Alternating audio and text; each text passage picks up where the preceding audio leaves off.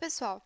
Voltando aqui com a parte de diagramação, a gente vai começar agora com as regras de ouro da diagramação. Essas regrinhas vão sempre ajudar vocês e muito, então é legal que vocês sempre vejam essa parte. De repente, assim, para quem já conhece essas regras, é legal para vocês relembrarem, e para quem não conhece ainda, é legal que vocês sempre vejam e sempre consultem, porque elas vão ajudar vocês muito na hora de diagramar um texto, seja em mídias impressas ou seja em mídias digitais. A gente vai começar aqui com a regrinha que é a da geometrização. É a ênfase que a gente dá nos pontos de visão direta e visão periférica com as informações do texto. O uso da fotografia aqui ele tem uma grande importância no traçado geométrico da página. Os olhos das pessoas eles tendem a caminhar pela página de acordo com a força visual do elemento apresentado na diagramação. E esse traçado geométrico ele é feito inconscientemente pelos olhos e ele transmite ao cérebro informações de caráter sinestésico, além de facilitar ou dificultar o entendimento geral. Então, olha aqui nessa página que eu coloquei de exemplo aqui para vocês. Ela ficou meio pequenininha, mas dá para a gente ver, ó. Tá vendo que eles usaram elementos geométricos, no caso triângulos, trapézios, aqui, ó. E eles fizeram com que a massa textual e também as imagens, elas seguissem esse padrão. E aí, o que eles conseguiram com isso? Fazer com que o nosso olhar caminhe pela página, tá vendo? Ó, a gente vai tender a ler aqui, aqui, aqui, aqui. Isso aqui é muito interessante, muita gente não usa isso. E ele dá um efeito muito legal na parte da página diagramada ou no que for que vocês forem diagramar com isso. Fica bem interessante, é uma dica legal para quem for começar, pode fazer uma experimentação, de repente, utilizando essa diagramação. Vamos para a próxima. O agrupamento. Conjunto de elementos relacionados mediante sua hierarquia de informação, levando em consideração os seguintes critérios. Então, como que se dá o agrupamento? Através da proximidade, que nós tendemos a agrupar aqueles objetos que são próximos entre si. Da semelhança, que nós tendemos a agrupar objetos semelhantes ou parecidos. Elementos iguais ou parecidos. A continuidade, que a nossa mente tende a agrupar aqueles elementos que têm uma continuidade significativa. E a simetria, a gente tende a agrupar elementos para que eles pareçam ordenados, formando figuras conhecidas. Então, assim, eu coloquei aqui uma imagem para vocês verem, ó. A gente tende a agrupar elementos semelhantes. Então, aqui, ó, tá vendo? São duas palavras diferentes com a mesma tipografia. A gente está agrupando elas e agrupando aqui também, porque elas têm cores semelhantes, ó. E também acontece isso quando a gente tem, por exemplo, textos que a gente vê que você tem uma continuidade do texto, de repente você usa dois boxes parecidos, o nosso cérebro vai tender a agrupar aquilo. Ou quando a gente usa vários elementos que parecem se interligar, né, eles formam uma forma, assim a gente tem a simetria. E o contraste, né? Eu já falei um pouquinho para vocês do contraste, vou falar de novo. O contraste é a intensidade de visualização de cada elemento com relação aos que o rodeiam, e é o grafismo completo. Então, assim, o que a gente tem aqui na parte do contraste? Tá vendo aqui? A gente tem muito contraste entre as letras e o fundo. Isso aqui remete àquele conceito que eu passei para vocês de figura-fundo também. E é legal porque aqui a gente dá uma intensidade para o elemento, tá vendo? Em relação ao que está perto dele, ao que está rodeando. E isso faz com que o texto tenha destaque. É bem interessante a gente usar o contraste. E o ritmo, que é o movimento, massa e harmonia, eles podem sugerir um ritmo, que torna a leitura de alguns elementos mais rápidos ou mais lentos. Ele é utilizado para manipular a leitura, oferecendo um caminho confortável e racional, orientando os olhos pelos pontos de interesse. Então, de repente, você quer dar um ritmo para sua página, um ritmo de leitura, é legal você também trabalhar com aquela parte da geometrização, que através disso você vai conseguir que as pessoas tenham um ritmo de leitura, com que os olhos sigam uma linha imaginária por entre a página e com que ela tenha um fluxo contínuo de leitura, porque ela não fique maçante e a pessoa pare de ler. Continuando. Um outro elemento que é muito importante é o da harmonia. Uma imagem ou parte dela é considerada harmoniosa quando os elementos fundamentais compositivos, que são unidades, formas, cores e tons, eles dispõem-se organizadamente, completando-se, combinando-se, integrando-se em um todo homogêneo. Isso aqui volta naquilo que eu já falei para vocês na aula anterior. É importante quando vocês estão diagramando uma página, vocês terem bom senso. Não vão jogando os elementos sem nenhum planejamento. É legal vocês antes planejarem, nem que for à mão. Faz o desenho, tenta dispor os quadradinhos como se fossem as massas de texto, como se fossem as imagens que vocês vão usar. Olhem aquilo várias vezes, vejam se está harmônico, se as pessoas que vão olhar aquilo, vão ter contato com aquele material, se elas vão curtir aquilo, se aquilo vai prender a atenção delas. Outra coisa que é importante é o equilíbrio. A assimetria ou simetria excessiva pode afastar o interesse e dificultar a leitura. Leve em conta o perfil do público para se determinar se é simétrico ou assimétrico for o melhor para ele. Então, assim, às vezes você quer fazer uma página inteirinha simétrica. Eu quero colocar os blocos de textos dispostos de modo que eles fiquem certinhos, que não tenha nenhuma diferença de tamanho ou de proporção entre eles, de espaçamento. E às vezes essa simetria excessiva torna aquela página cansativa. Aquilo, ao invés da gente conseguir uma página bonita, a gente vai conseguir uma página chata, que nem sempre é legal. E o mesmo vale com a assimetria. De repente o texto é tão assimétrico, a página é tão estranha, que a pessoa nem começa a ler, ela fala, isso aqui está me perturbando. Uma outra coisa que é legal a gente ter em consideração é a proporção. Para manter o equilíbrio, é importante que as áreas com conteúdos tenham o mesmo volume visual de informação. Não é legal, por exemplo, a gente fazer uma massa textual enorme e outra pequenininha com duas linhas. É legal que a gente sempre tenha uma proporção de texto para que aquilo tenha uma continuidade e para que não fique tão cansativo. E aqui, pessoal, os espaços em branco, isso aqui é muito importante. O espaço em branco também atua como elemento de criação. Ele serve tanto para unificar, quanto para segregar partes de uma composição visual, quanto para criar e intensificar contrastes. O espaço em branco são capazes de distanciar as unidades visuais apresentadas em uma imagem, assim como de fortalecer as conexões entre suas partes e elementos. Então, às vezes a gente tem medo, né? Fala assim, eu vou encher uma página porque eu não quero pedaços em branco. E muito pelo contrário, isso daqui a gente não tem que ter medo, a gente tem que usar o espaço em branco. Por quê?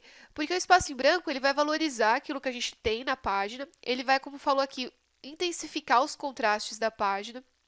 E às vezes ele fortalece os elementos da sua página, ele dá tanto destaque que a pessoa olha aquilo e ao mesmo tempo vê que é uma página limpa, né? Fala assim, olha, isso aqui é bem clean, isso aqui parece ser bem moderno, não é tão cheio de texto, de coisas estranhas, eu consigo ler e ter uma fluidez na minha leitura.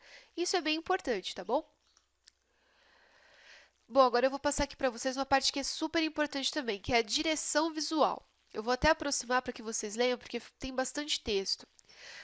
A direção visual, então, ela é o quê? A diagramação que conduz a leitura de um conteúdo de forma controlada como elemento da narrativa.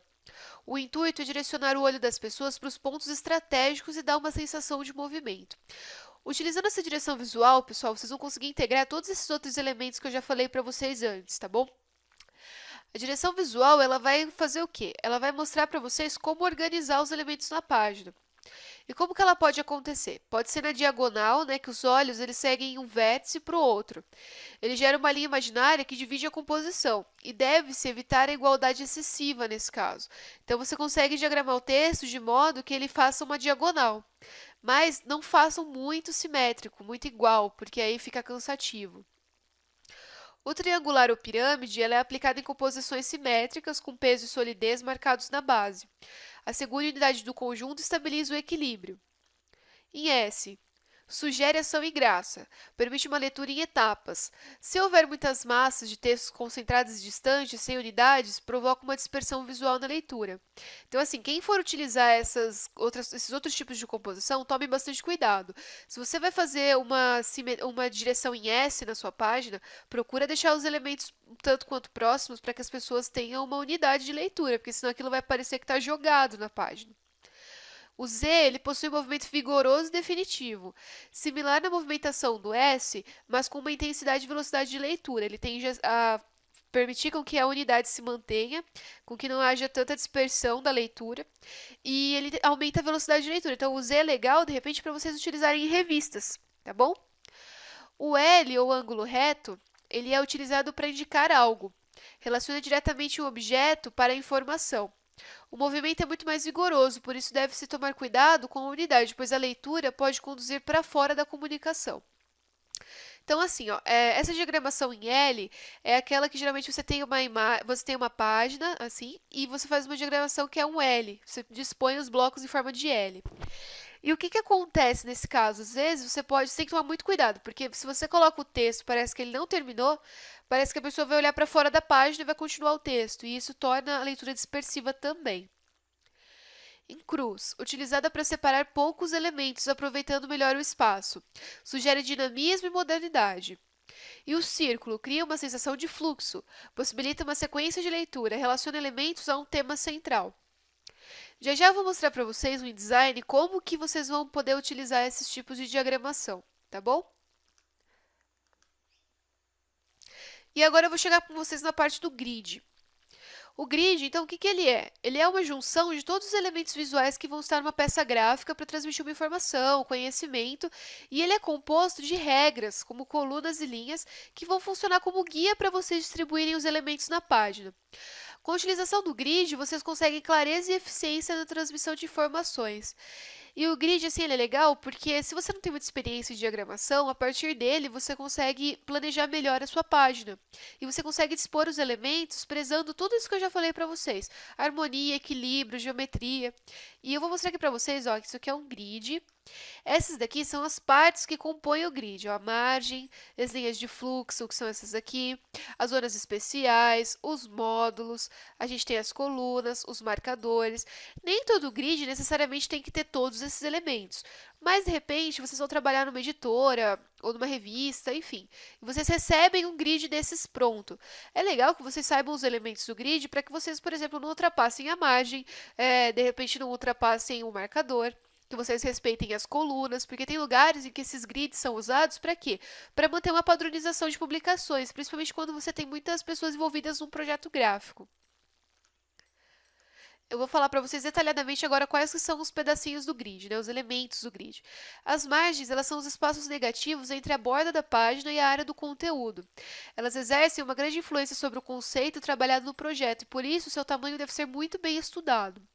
Elas podem servir tanto como área de descanso para os olhos, como para chamar a atenção do conteúdo para o qual elas estão enquadrando. Aí as linhas de fluxo, né? Elas são os elementos horizontais no espaço, não são linhas visíveis. Lembrando que aquele grid, pessoal, ele nunca é visível, ele só é usado para a gente diagramar em cima dele, ele não vai aparecer depois. As linhas de fluxo, elas não são linhas visíveis, mas elas são usadas para guiar o sentido de leitura pela página. E é a partir delas que vocês vão conseguir usar aquela direção que eu falei, que vocês podem fazer em cruz, em círculo, tanto faz. Mas usando essas linhas, vocês vão conseguir fazer esse direcionamento da leitura. As zonas especiais são grupos de módulos que formam campos distintos. Esses campos servem para informações específicas do projeto, imagens, publicidade, ou então, de repente, um box que vocês querem colocar como informação adicional. Os módulos, eles permitem que cada pequena unidade que compõe a malha. Eles são cada pequena unidade que compõe a malha, perdão. São espaçados uniformemente e permitem inúmeras possibilidades de composição. Às vezes, o módulo ele não se repete uniformemente, principalmente quando você mesmo constrói seu grid, às vezes ele tende a ficar um pouquinho assimétrico. Não tem problema, a não ser que você queira um grid assim muito geométrico, aí sim você pode fazer eles todos do mesmo tamanho. Mas se não, você pode usar módulos diferentes, tá bom? O marcador são os elementos que auxiliam na navegação do documento, como o número da página, o título da seção. Então, ó, vou voltar aqui para vocês verem. O marcador, ele é importante, por exemplo, aqui, ó. Vamos supor que isso aqui fosse a página de uma revista. Aqui quer dizer que todo lugar que tiver esse marcador vai ter a numeração da página. E isso serve para vocês direcionarem e não colocar nenhum texto aqui em cima. Nem sempre a gente usa o marcador, mas é importante que vocês saibam o que que é. E a coluna, né, que são as áreas verticais que contêm os textos ou as imagens.